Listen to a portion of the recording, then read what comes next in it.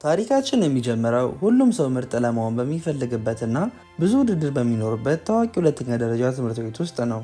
ቆንጆ መሆን ግን አንድን ሰው ሁሉ ጊዜ ተወዳጅ አያደርገውም። ኪም ጁንም በጣም የሀብታም ልጅ ብትሆንም በቅንጦት መኖር ብትለምድም አይናፋር ስለሆነች ግን ብዙ ሰው አያውቃትም ነበር። ጁን በትምህርት ቤት ታዋቂ ከሆነው ልጅ ካንግ ቢን ጋር አንድ ክፍል ውስጥ ነበረች። እሱ ቆንጆ፣ መልከ መልካምና ሁሉም የሚወደው አይነት ሰው ቢሆንም ካንግ ቢን ግን ከደሃ ቤተሰብ እንደመጣና ብዙም ብር እንደሌለው ማንም አያውቅም ነበር። ስልኩን እንኳን በጭራሽ ወደ ትምህርት ቤት ስለማያመጣም በሰዎች ስልክ ነበር ሶሻል ሚዲያ የሚጠቀመው። አንድ ቀንም እንደለመደው ሶሻል ሚዲያውን ለማየት ሲል የጁንን ስልክ ተቀበላት። እሷም አዋርታው ባታቅም ባለው ሚስጥራዊነትና አስማት ተስባ የሱ ገርልፍሬንድ ብቻ ስለመሆን ነበር ማሰብ የጀመረችው። ይባስ ብሎም አንድ ቀን ከጂም ክላስ በኋላ እቃ በመጥፋቱ መጨረሻ የቀረሽው አንቺ ነሽ ተብላ ሌባ ተደርጋ ስትወነጀል ካንግ ቢን ጣልቃ ገብቶ እሱ መጨረሻ እንደወጣ በመናገር ነገሩን ሁሉ ሲያረጋጋው የበለጠ እንድትወዱ አደረጋት። ችግሩ ግን ስሟን እንኳን አሳስቶ ነበር የሚጠራው። ሆኖም እዛ ትምህርት ቤት ውስጥ ሶሻል ሚዲያ ነበር ዋናው ቁም ነገርና ተማሪዎች እርስ በርስ ፎሎ በመደራረግ ያወራሉ፣ ይሞጋገሳሉ። አንድ ቀን ግን በጣም አስደማሚ ነገር ተፈጠረ። ጁን ባስ የምትጠብቅበት አካባቢ አንድ የስልክ መተግበሪያ አፕ አገኘች። የአፑንም ትልቅ አቅም ደግሞ ሰዎች ከሶሻል ሚዲያ ጀርባ ያላቸውን ህይወት ቁልጭ አድርጎ ማሳየቱ ነበረ። ቢን ከደሃ ቤተሰብ ስለሆነ ከክላስ በኋላ በስራ አጎቱን ያግዝ ነበር። አንድ ቀንም መጠጥ ሲያደርስ የአዲስ ባንድ አባል ነህ ብለው ሰዎች ተሳስተው ታዋቂነቱ ይበልጥ ጨመረ። እሱ ግን የዛ ባንድ አባል አልነበረም። ቀጣይ ቀን ላይ ሊዶንግሚን የሚባል ተማሪም ወደ አዲስ ትምህርት ቤቱ ተቀላቀለ። ጁንም ለቢን ምነግር ነገር አለ ብላ አስማተኛዋ ስልክ በመያዝ በጣም በቀፋፊ ድምጽ ሲዘፍን ያለበትን ቪዲዮ አሳየችው። ካንግ ቢንም በጣም ደነገጠ። ይህ የሆነበት ምክንያት ድሮ ያጠፋው ቪዲዮ መሆኑ ነበረ። ስለዚህ ለሰው እንዳላሳይብህ ብላ የፈለገችው እንዲያረግላት ከካንግ ቢን ጋር ይስማማሉ። ታዋቂነቷን ለመጨመር እንዲሁም ስለምትወደው ሚስጥሩን በራሷ እንድትይዝለት ሁሉም ሰው ፊት አፍቅርሻለሁ በለኝ ብላም ሐሳብ ታቀርብለታለች። በሌላ በኩል አዲስ ገቢ ተማሪ የሆነው ዶንግሚንም ለጁን ስሜት ያለው ይመስላል። በሌላ ሰዓትም ቢን ሚስጥሩ ስለታወቀ ቢከፋውም ነገር ግን ለጁን መቅረቡ በጣም አስደስቶት ነበር። ሆኖም ሚስጥሩ ከወጣበት ግን አዲስ ያገኘው እውቅናው ስለሚበላሽበት ሐሳቧን ተቀበላት። ነገር ግን ጂዩን ከሁሉም ሰዎች ጋር የበለጠ ሰላምታ መፍጠርና መግባባት እንዳለባት ነገራት። ብሎም ታዋቂ መሆን እሷ እንደምታስበው ቀላል እንዳልሆነ አስረድቶ አፈቅርሻለሁ ለማለት ተስማማ። ቀጣይ ቀንም ስሜቱ የእውነት እንደሆነ እንድታቅ የቻለውን ያህል ተለማመደና ጂዩንን አገኛት። እሷ አይናፋር ብትሆንም ደረቅ ቢጤ ነገር ስለሆነች የቢን ገርልፍሬንድ ስትሆን የሚመጣላትን ታዋቂነትና መከበር እያሰበች ብቻ በተስፋና ጭንቀት ውስጥ ታውጣ ነበር። በማግስቱም ቢን አስቦ ቃሉን ማውጣት ፈራ። ጂዩን ብትገፋፋውም አልሆነም። በራሷ እድል አዝና ሳትጨርስ ግን የድሩዬ ተማሪዎች ውሃ ሊደፉባት ሲሉ ካንግ ቢን ጣልቃ ገብቶ አዳናት። እዛውም ገርልፍሬንዱ እንድትሆን ጥያቄ አቀረበላት። ሙሉ ትምህርት ቤት ፊት ጥያቄ ሲያቀርብላትም ዶንግሚን በመበሳጨት ክፍሉን ለቆ ወጣ። ጂዩንም በጣም ስለደነገጠች እሺም እምቢም ሳትለው የክላሱን ልብ አንጠልጥላው ሄደች። ግራ በመጋባት ስሜት ውስጥ እያለችም ዶንግሚን በልጅነት ቅጽል ስሟ ከጀርባ ይጠራታል። ከዛ ነበር ዶንግሚን እና ጂዩን የልጅነት ጓደኛሞች እንደነበሩና ዶንግሚን አዲሱ ባንድ ውስጥ ዘፈን ሊያወጣ እንደነበር ያየነው። ዶንግሚን ሰሞኑን ቢን የሱ ባንድ አባል ነው ሲባል የነበረውን ውሸት እያወቀም ነበረ ቢን ድራማውን እንዲሰራ ዝም ብሎ ይፈቀደለት። በዛች ቅጽበትም ቢን ወደ ጂዩን በመምጣት ቀጣይ ያለችውን ስላረገላት ቪዲዮ እንድታጠፋ ይጠይቃታል።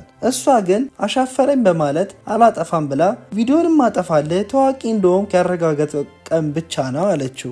ቢንም ስምምነታቸው በመቀየሩ እና እንዴት ጂዩንን ታዋቂ እንደሚያደርግ እያሰበ ሲጨነቅ ጂዩን ደግሞ በሌላ በኩል ያለችውን ባለማድረጓ ከፋት።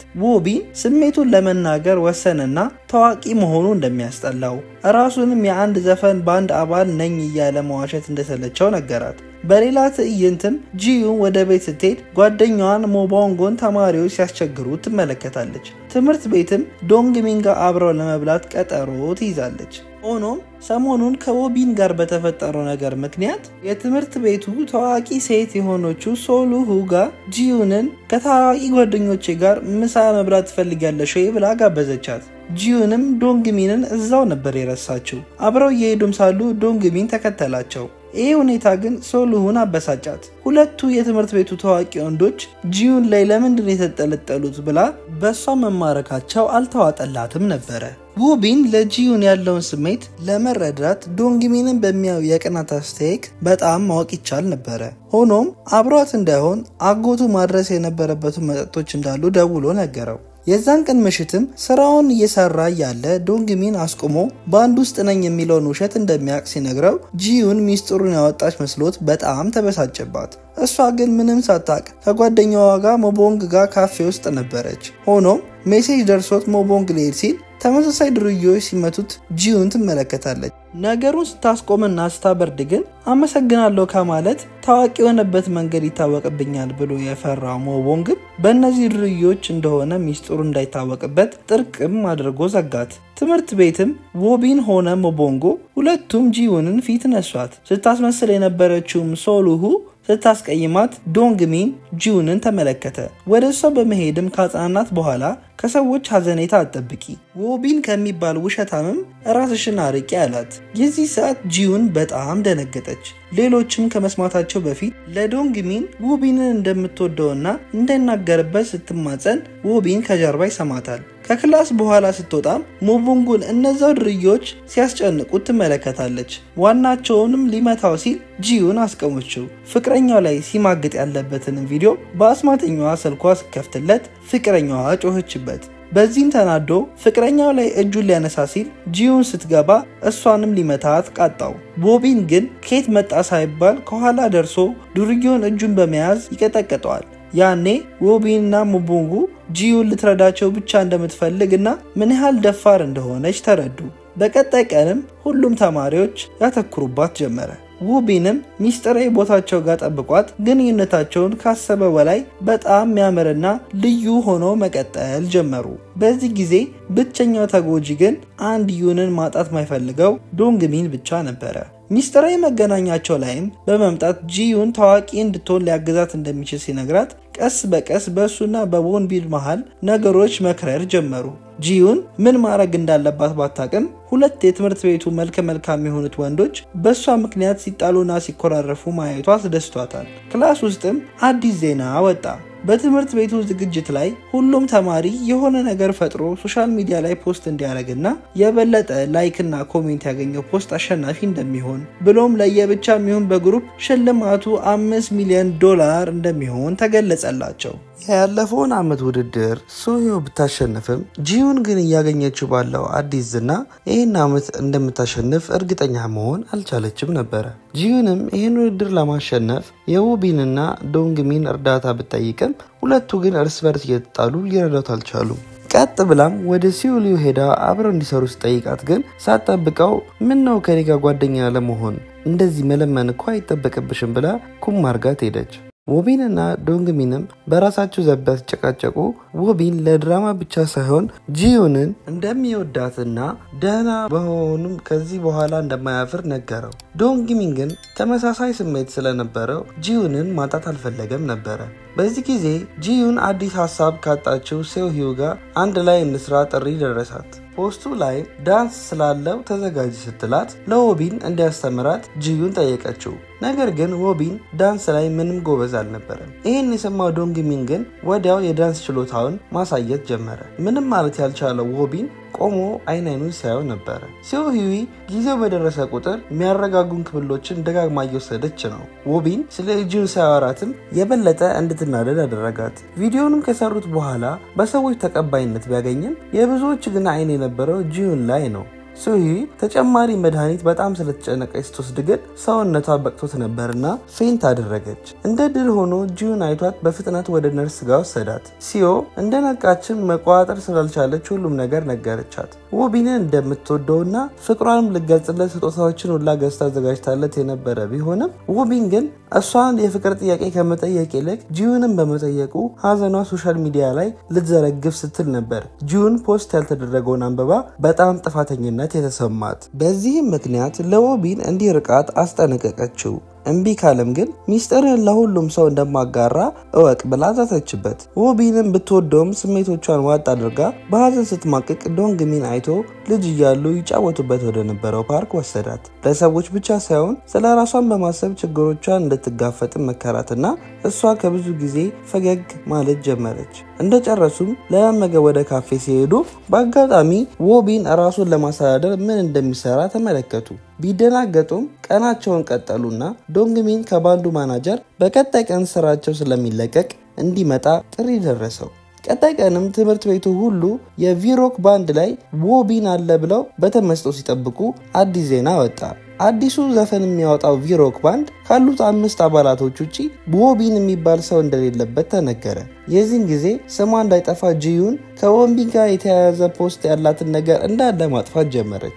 ሶዩዊ ግን አየቻትና እሷን ፌንት ነቅላ መረጃዎቹ እንዳለ ከስልኳ ስላገኘችባት ጂዩን ሃከር ናት ብላ ማሰብ ጀመረች። የዛን ቀን ማታም ጂዩን ፖስቶቹን ስታጠፋ ሶዩዊ ደርሳ ስልኳን ነጠቀቻት። ጂዩን እና ሶዩዊ መታገላቸውን ቀጠሉ። ዶንግሚንም በሌላ በኩል የባንዱ አባል በመሆኑ ከጂዩን ስለሚርቅ ትንሽ ከፋው። ቀጣይ ቀን ግን ጂዩን ዶንግሚን የባንዱ አባል እንደሆነ ስታቅ ያ ዝምተኛ ልጅ ባንድ ውስጥ እንዴት ገባ ብላ ደነገጠች። ሆኖም ግን ሱሂዊ ስለ ዎቢን ያለውን እውነታ በማወቃ ቪዲዮዎቹን ለሁሉም ለማሰራጨት አቀደች። የተቀዳጀች ስለመሰላትም ዎቢን የድሃ ልጅ እንደሆነ ለሁሉም መናገሯን ቀጠለች። ጂዩንም ስሜቷን ነገሮች እንዳይባባሱ ስለፈራች ከሲዩ ስልኩን ለመቀበል ጣረች። ሆኖም ግን ወሬው እንዳለ ለተማሪዎቹ ተዳርሶ ስለነበረ ፌክ የባንድ አባልና የድሃ ልጅ በመባሉ ምንም ለውጥ ማምጣት አልቻለችም ነበረ። ከዛም ሳይታሰብ ዶንግሚን ለጂዩን እንደሚወዳት ገለጸላት። ጂዩን ግን ለዎቢን ያላት ፍቅር ስላልጠፋ ዶንግሚንን ጥያቄ ሳትቀበል ልቡን ሰብራው ትሄዳለች።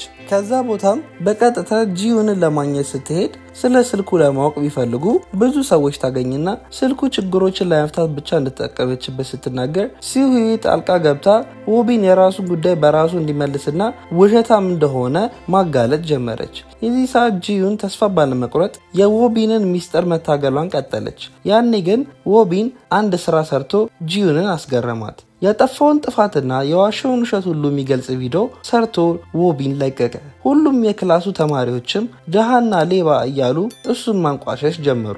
በዚህ መሃል ነበር ግን ዶንግሚን ጣልቃ ገብቶ ዎቢን ከተማሪዎችን ገበብ አድርጎ የወሰደው። ከትንሽ ጊዜ በፊትም በተደረገ ውድድር ዎቢን አሸናፊ እንደሆነ አስመስሎ በማቅረብ ራሱን የሚያስረዳበትን መንገድ ፈጠረለት። እሱም ማንንም ማታለል ይፈልግ እንዳልነበርና በሰዎች ስተት የተነሳ እሱን የሚመስል ሰው ስላለ የዛ ባንድ አባል ተደርጎ እንደታሰበ እውነቱን መግለጽ ቢፈልግም ግን ጓደኞቹን ላለማስጠጣት ውሸቱን ብቻ ይዞ እንደቀጠለ ተናግሮ ለሁሉም ሰው በተለይ ሁሌ ለደገፈችው ጂዩን ይቅርታ ጠየቀ። ባቀረበው ይቅርታም ሁሉም ሰው ራራለትና ይቅርታቸውን አገኘ። ከሶሂዊ ጋር ጭምር ይቅርታ በመለዋወጥ በአዲስ ስሜትም ጓደኝነትን ጀመሩ። ችግሮቹ ሁሉ ከተፈቱ በኋላ ጂዩን ያን አስማተኛ ስልክ ያገኘችበት ቦታ ጋር ሄዳ መለሰችው። የዛን ቀን ምሽትም ዎቢንን ልታገኝ ስትሄድ የሚሰማውን የፍቅር ስሜት ገለጸላት።